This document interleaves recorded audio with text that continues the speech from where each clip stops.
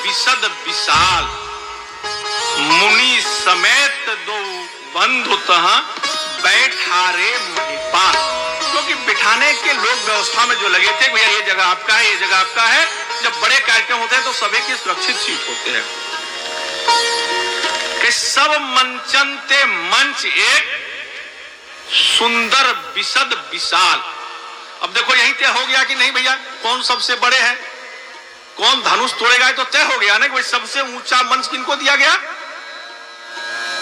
सुंदर विशद विशाल। अच्छा, यहां जब इस भीड़ में आए तो ये तो तय हो गया, इस मंच के बाद नीचे के बाद ऊपर मंच, उसके ऊपर भी मंच लगाया है, तो इस पर जो बैठेगा वही कथा करेंगे। हमारे लिए आपने बड़ा मंच दिया कि नहीं दिया, लेकिन अब जितनी भीड़ है वो सोचे कि तो भी खाली है, हो सकता है हमारा ही बैठना है, तो गलती है। तो उतने राजाओं को ये समझ नहीं आया कि भैया ये पहले ही तय है कि सबसे बड़े ये हैं और कथा यहाँ यही करेंगे। मन में सब लोग रख ले तो कोई इसको रोक टोक तो है नहीं। अब विवाह में जितने बाराती जाते हैं सबके लिए कुर्सी का इंतजाम होता है कि नहीं होता है, लेकिन लड़का के लिए सिंहासन टाइप का जाता तो पहले तो क्या विवाह कौन करेगा, तो तय पहले जाता है।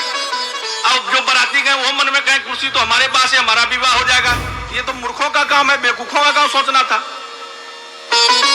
तब भी सब राजा ये नहीं विचार कर पाए कि भैया ये स्वयंवर भूमि आए, हम रंगभूमि में आए। सब मंचनते मंच एक सुंदर विशद विशाल। भैया इनका मंच, एक मंच के ऊपर भी मंच बनाया गया, उसके बाद भी बृहद बनाया गया और फिर विशाल बनाया गया। तो यह तो पहले तो राजा को उठ के चल जाना चाहिए था, नहीं चल जाना चाहिए था। जब बेइज्जती हो जाए तो वहां बैठना चाहिए क्या, लेकिन सबने कहा कि भैया ये तो बेइज्जती वाला बात है। बोले ना ना ना, वो गुरुजी है ना, तो गुरुजी के साथ आया है तो दे दिया। ये अहंकारी लोग समझते नहीं कि भैया ये पहले तय हो गया। यहां भी गोस्वामी जी ने संकेत कर दिया कि भैया अब तो जाओ, रंगभूमि आए तब तुमको समझ नहीं आया, अब देखो मंच भी मैंने बड़ा बना दिया। मनुष्य समेत दो बंधु तहाँ बैठारे महिपाल। कहने का मतलब एक यह भी है कि जब आपके सानिध्य में गुरु होगा, जब आपके किसी गुरु के सानिध्य में आप रहेंगे, किसी गुरु से आपने दीक्षा ले रखा है, तो आप भगवान के पास जाओ, कहीं जाओ तो आपको सम्मान सबसे ऊपर मिलेगा। आज भगवान को सम्मान इसलिए सबसे ज्यादा मिल रहा है कि भगवान के साथ उनके गुरुजी विश्वामित्र जी हैं। जैसे अपने शरीर का डोर अगर किसी के हाथों में दे दोगे, किसी संत के, किसी भगवंत के, तो जितनी मर्जी आकाश छू सकते हो। जैसे पतंग का डोर जब तक किसी के हाथ में होता है वो आकाश की ऊंचाइयों तक जाता है, लेकिन वही डोर अगर कट जाए तो कहां गिरता है किसी को पता नहीं चलता है। और उसी पतंग को लोग काटते हैं जो आकाश की तरफ जाता है। जो गिरता है उसको कभी काटते देखे हैं क्या? पतंग का डोर किसी के हाथ में होता है, इसीलिए पतंग आकाश की ओर चला जाता है। और एक थोड़ा सा मिलता जुलता उसमें पतंगा है। पतंगे किसी का हाथ में उसका रस्सी नहीं होता है, इसलिए थोड़ा देर फड़फड़ाती है दीपक के पास और वहीं राम नाम सत्य हो जाती है। इसीलिए हमको और आपको अपने जीवन का डोर किसी न किसी गुरु रूपी, किसी न किसी संत रूपी, किसी न किसी भगवान रूप को गुरु मान के उनके हाथ में सौंप देना चाहिए। आज भगवान को इसलिए सबसे बड़ा मंच मिला है, वो गुरु के सानिध्य में गए। सब राजा अपने ही गए, किसी राजा का गुरु नहीं गया है। अगर किसी का राजा गुरु जाता तो एक मंच जरूर बनाना पड़ता। अगर कोई किसी का गुरु होता तो एक मंच वैसा जरूर बनता, लेकिन कोई भी अपने गुरु को लेकर के आज नहीं गया। इसलिए सब मंचनते मंच एक सुंदर विशद विशाल, मुनि समेत दो बंधु तहाँ बैठारे महिपाल। उनके जो महिपाल थे उन्होंने कहा महाराज ये आपका स्थान है। गुरु का स्थान तो हमेशा ऊपर होता ही है, लेकिन गुरु के साथ ये लोग गए थे, इसलिए इनका भी स्थान ऊपर रखा गया। सबसे ऊंचे आसन पर वो विराजमान हुए हैं, दर्शन किया है। जितने राजा थे ऐसा लगा मानो तेजहीन हो गया हो। अच्छा, रात में हम लोग लाइट जलाते हैं, वेपर जलाते हैं, सुबह जब सूरज उगता है तो बड़ी ध्यान से देखना पड़ता है लाइट बंद हो गई कि जल रही है, भैया स्विच बंद करो। और रात में कितनी लाइट करता है। वैसे सूरज वंश से भगवान जब स्वयं पधारे तो जिसके जिस पर सब तेज था सब तेजहीन हो गया। केवल वहां राम ही राम दिख रहे हैं।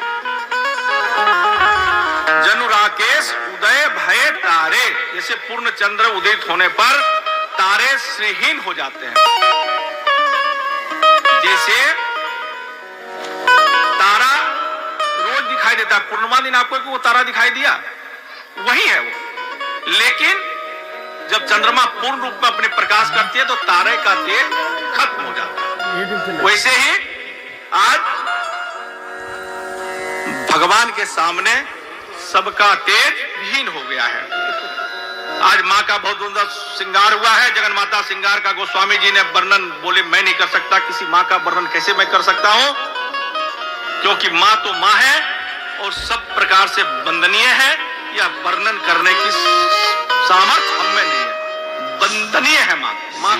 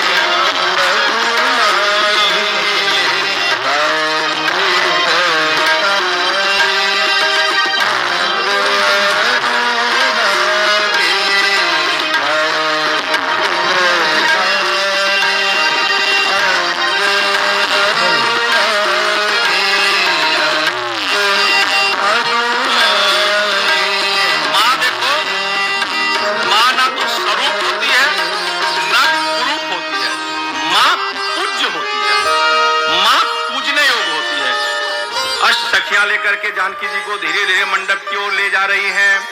बहुत मधुर मधुर मंगल गान हो रहे हैं। जानकी जी भक्ति का प्रतीक है। मंडप में प्रवेश हो रहा है, पूरा वातावरण जैसे भक्ति के दिव्य सुगंध से महक उठा है। मधुर गायन के सुर आने लगे हैं और जैसे ही जानकी जी मंडप में प्रवेश किया है, बुजुर्गों ने गुरुजनों ने उठकर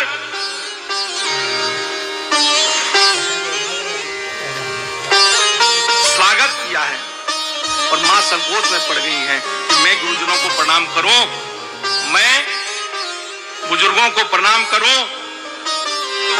ये तो ठीक है, लेकिन गुरुजन मेरे स्वागत करें। लेकिन सभी लोग जगत की माता, जगत जननी गुरुजन समझ गए, इसलिए उठ के सभी ने अभिवादन किया है। गुरुजन लाज समाज बड़ो देख सिय सकुचान, लाग बिलोकन सखिन तना रघुवीर उरे आन। बहुत संकोच लगा उनको कि यहाँ गुरुजन बैठे हैं, सब लोग बैठे हैं। एक दिव्य आसन जानकी जी को दिया गया, उसमें पधारी। अब जनक जी ने अपने बंदीजनों को बुलाया है, अपने सिपाहियों को बुलाया है और उनसे कहा मेरी प्रतिज्ञा का घोषणा करो। कहा निरप जाई कहूं पन मोरा, मेरी प्रतिज्ञा का घोषणा करो। बंदीजनों ने आकर नगाड़ों की चोट करके बोले बंदी बचन बर सुनहु सकल महिपाल, पन विदेह कर कहें हम भुजा भाग विशाल। बंदीजनों ने नगाड़े की चोट की है। संपूर्ण राजाओं महाराजाओं, हम महाराज श्री जनक जी की प्रतिज्ञा का घोषणा करते हैं। यह शिव का कठोर धनुष आज जो भी तोड़ेगा उसको जानकी जी वरण करेंगी। आप राजाओं के भुजाओं के बल ये चंद्रमा के समान है और भगवान शिव का ये कठोर धनुष राहु के समान है।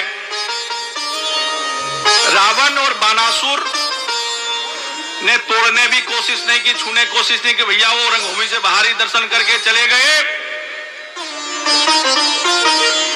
इतना कठोर धनुष था कि रावण और बानासुर चले गए। उन्होंने कहा तुम भैया प्रतिज्ञा सुना रहे हो कि सबको डरवा रहे हो, क्योंकि वह भी चाहते थे कि इस धनुष को राम ही तोड़े।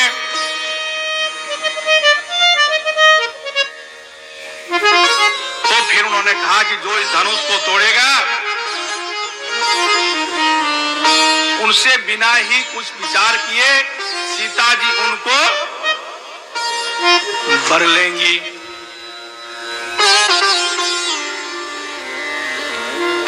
जब सबको यह प्रतिज्ञा सुना दी गई तब भी भैया कोई उठे नहीं। तब जनक ने कहा कि भैया हमारी प्रतिज्ञा, इस प्रतिज्ञा को आप लोग क्या तमाशा देखने आए हैं या इस रंगभूमि में धनुष तोड़ने के लिए आए हैं? बोले नहीं नहीं, हम तो देख रहे थे वो आगे जाएगा, वो आगे जाएगा, वो आगे जाएगा। और धीरे धीरे राजा आपस में चर्चा करने लगे, भैया इसने तो कह दिया चंद्रमा के समान है और राहु है ये। बोले कोई बात नहीं, हमको तो चंद्रमा कहा भैया, राजा चंद्रमा के समान है। लेकिन इतनी अहंकार कि अपने ऊपर व्यंग किए हुए भी वो समझ नहीं पाए। सुनिपन सकल भूप यभिनय मन माखे, माया विवश भये मुनि मूढ़ा। जैसे नारद जी की दशा हुई थी वैसे आज राजाओं की दशा है। जब उन्होंने वर्णन कर दिया कि भैया आपके भुजा चंद्रमा के समान है और यह धनुष राहु के समान है, और जब चंद्रग्रहण लगता है तो चंद्रमा नहीं दिखता, लेकिन उन्हें लगा चंद्रमा तो रोज दिखता है, एक ही दिन नहीं दिखता है, चंद्रग्रहण लगता है। बिल्कुल ठीक वैसा ही हो गया है। तो व्यंग है क्योंकि ये ज्ञानियों की नगरी है। देखो रामचरित मानस में 3 नगर के वर्णन आए हैं। एक अवध है, एक जनकपुर है और एक लंका नगरी है। अयोध्या में सब धर्मात्मा ही धर्मात्मा है। एक दुष्ट है तो मंथरा है और लंका में सब दुष्ट ही दुष्ट है। अगर वहां कोई धर्मात्मा है तो एक विभीषण है। लेकिन जनकपुर में गोस्वामी जी दर्शन करा रहे हैं कि पुर नर नारी सुभग सुचि संता धर्मशील ज्ञानी गुणवंता। भैया यहां सब ज्ञानी ही ज्ञान है। जितने वेदों की ऋचाएं हैं, जितने श्लोक हैं, वही लोग सब जन्म लिए थे जनक नगरी में। इसीलिए यहां सब ज्ञानी हैं। और जनकपुर के निवासी कहते हैं यहां सब पवित्र भी हैं, सभी संत स्वभाव के भी हैं, सभी गुणवान भी हैं, सभी ज्ञानी हैं। जनकपुर में केवल राजा ही ज्ञानी नहीं, सभी जन वहां ज्ञानी थे। इसलिए ज्ञानी बड़ी गूढ़ भाषा बोलते हैं। गूढ़ भाषा में व्यंग कर दिया, कह दिया चंद्रमा है और यह राहु के समान है। बड़े आदमी बड़ी बड़ी बात बोल जाते हैं, लेकिन एक दिन के बाद पता चलेगा उसने तो व्यंग कर दिया, उसमें तो हम ताली बजा देते हैं। तो ज्ञानी लोग ऐसा बात बोलते हैं कि बात तो मैं बता दूं लेकिन आपके कोई दिल में दर्द ना पहुंच जाए। तो भैया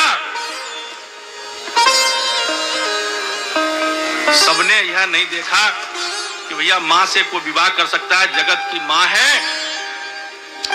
लेकिन परंतु सब मूर्ख राजा थे और मूर्खता के कारण लोग अंधे हो जाते हैं।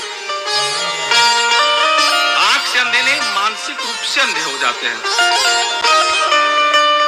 जब कुछ दिखाई नहीं दे रहा है, भगवान यहाँ स्वयं बैठे हैं और मैया को कोई वरण नहीं कर सकता सुखी। जब भी वो अवतार लेंगी तो नारायण को ही बनेगी। जी नहीं के कुछ विचार मन माही, चाप समीप महिप न जाही। जिसने के विचार अच्छे में आए वो समीप नहीं गया। ऐसा नहीं कि सब राजा गए, इसीलिए उन्होंने छांट के 10,000 राजाओं को। कुछ ने कहा काहे पागल हो रहे भैया, काहे उठक बैठक करो, चुपचाप बैठो, लीला का दर्शन करो। अरे भगवान श्री राम स्वयं पधारे हैं, धनुष वही तोड़ेंगे। तो इन मुड़ों ने कहा बोलिए मत, आपसे तो टूटता नहीं, इसीलिए आप चुपचाप बैठे हुए हैं, हम कोई कायर थोड़ा है। स्वयं उनके लिए नहीं, यह तो हम जैसे वीरों के लिए है भैया।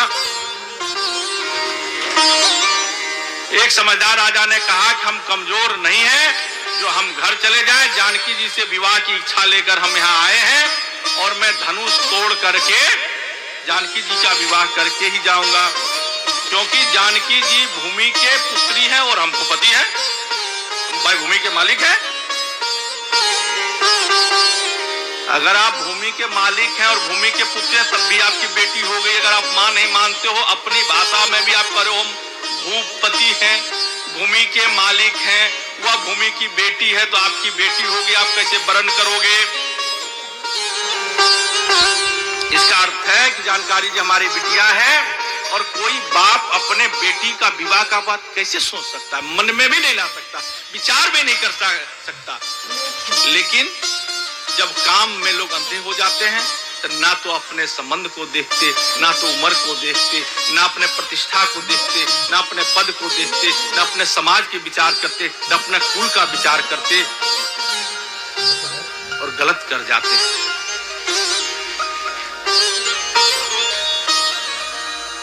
एक ने कहा भैया हम भूपति हैं, तो बोले बैठे क्यों? बोले हम तो कन्यादान के लिए आए हैं भैया, जब विवाह होगा तो हम कुछ ना कुछ उसमें कन्यादान जरूर करें। कुछ ऐसे भी राजा थे,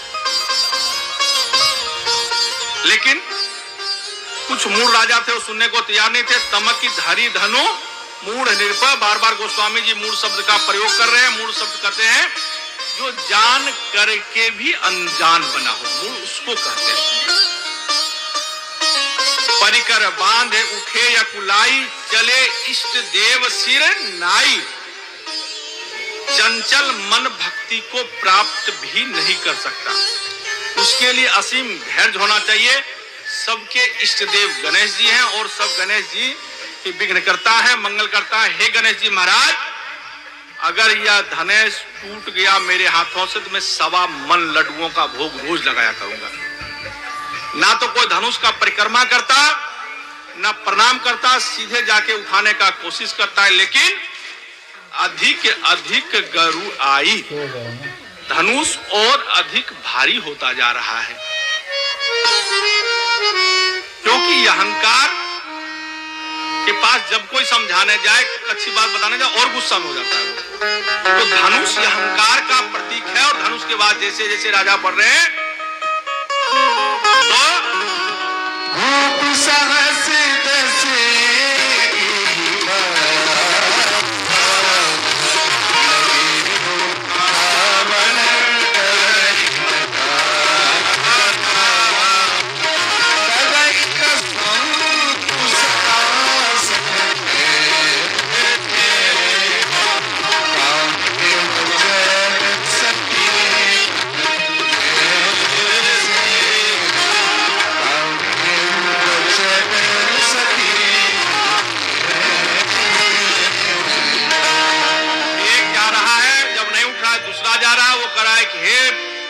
करता है। हे गणेश, हमसे नहीं टूटे कोई बात नहीं, इससे भी नहीं टूटे तो मैं 1.25 क्विंटल लड्डू का भोग रोज लगवाऊंगा। अभी तो अपने तोड़ने के लिए 1.25 मन कह रहा था, लेकिन जब लौट के आ रहा है, ये जा रहा है, वो आ रहा है, क्या हुआ भैया?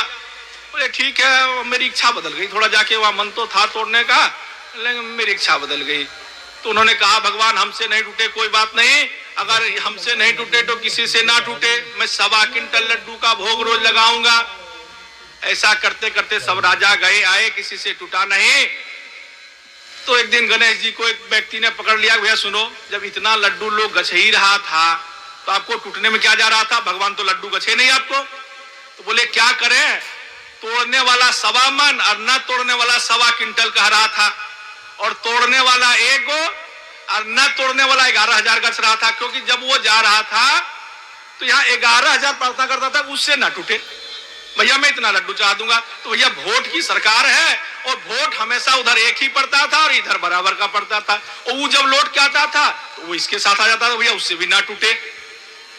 तो एक 1.25 मन लड्डू के फेर में पड़ू, यहाँ लड्डू के भंडार के फेर में मैं पड़ता, इसलिए भैया मैं धनु से नहीं तोड़ने दिया।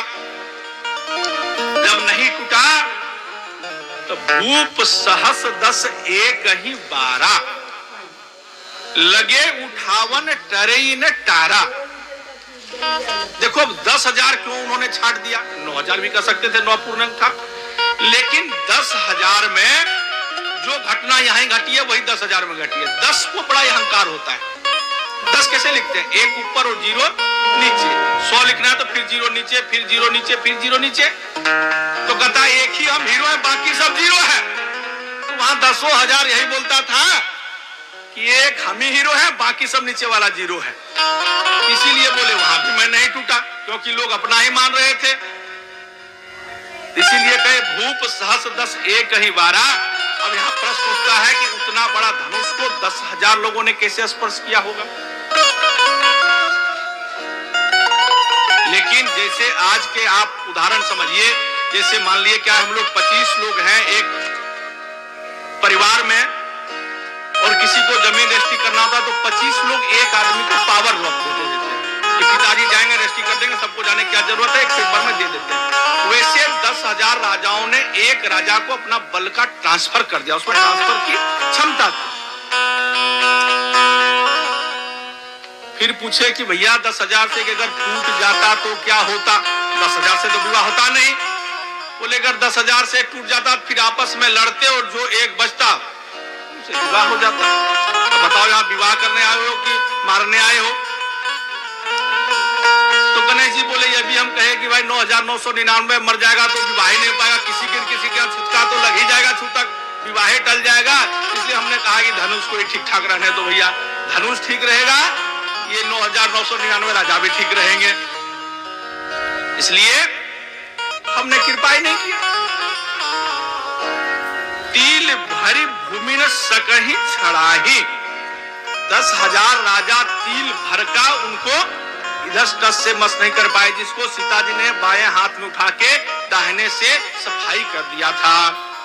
जनक जी को अंदर से बहुत पीड़ा हुई। जनक जी बहुत आवेश में मंच पर आए, और आवेश में देखो कई बार अपशब्द निकल जाता है, हम सोच नहीं पाते हैं क्या बोल रहे हैं, किसको क्या बोलना है, और वो हमें भारी नुकसान दे जाता है।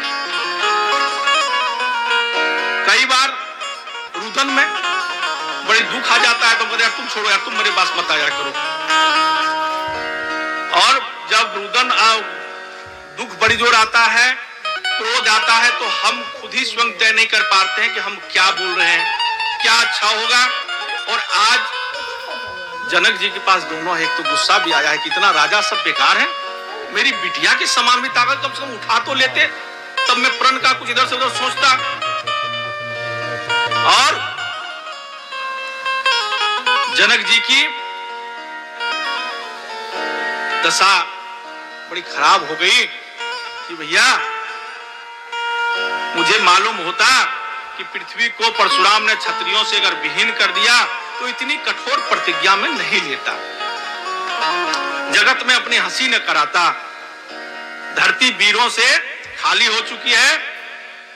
ते पनुकरी होतही न हसाई, देव दनुज धरि मनुज शरीरा। देवता आए, दनुज आए, मनुज आए, अनेक वीर पधारे, लेकिन धनुष का उठाना तो बहुत बड़ी बात थी, तिल भर भी हिला न सके।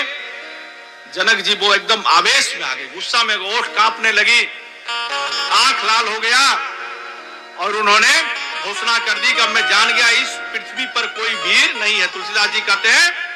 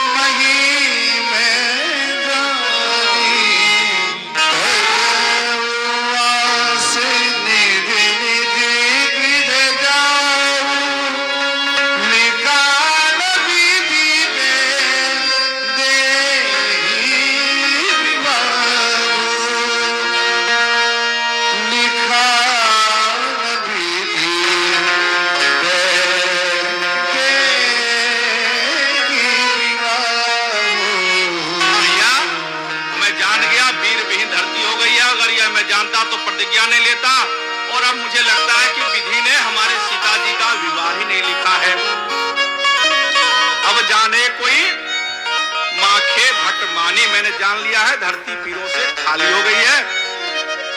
जो समझदार राजा थे, भारी सभा में सन्नाटा छा गया है। अरे भैया, कुछ राजा बोले भैया अब तो उठ लो, अब क्या बेइज्जती से हो गए क्या? लेकिन ये अहंकार राजाओं को इतना था, कुछ सुनने के लिए नहीं। एक राजा से वो उठो भैया, अब तो बेइज्जती हो गई। बोले हम नहीं उठेंगे। बोले पूछे क्यों नहीं उठोगे भैया? बोले से तुम्हारी नाक ही कट जाएगी। तो समझदार राजा का भैया नाक बची रहे तब तो कटेगी, नाक ही कहां बची है जो कटेगी? तो तुम्हारी धनुष ने पहले ही काट ली है। तो बोले नहीं, हम तो बैठे रहेंगे, हमको एक आशा है। बोले क्या आशा है भैया? कौन बात का आशा भैया? जब मनाही कर दिया, बोले स्वयंवर की, जब धनुष को तोड़िए नहीं पाएगा तो स्वयंवर होगा। और क्या मतलब, धनुष नहीं टूटेगा तो राजा अपनी प्रतिज्ञा को बदलेगा? अरे कोई कन्या को अपने घर में कुंवारी थोड़ा बैठा के रखेगा? ये तो गुस्सा में बोल रहा है, गुस्सा 10 मिनट में शांत हो जाएगा।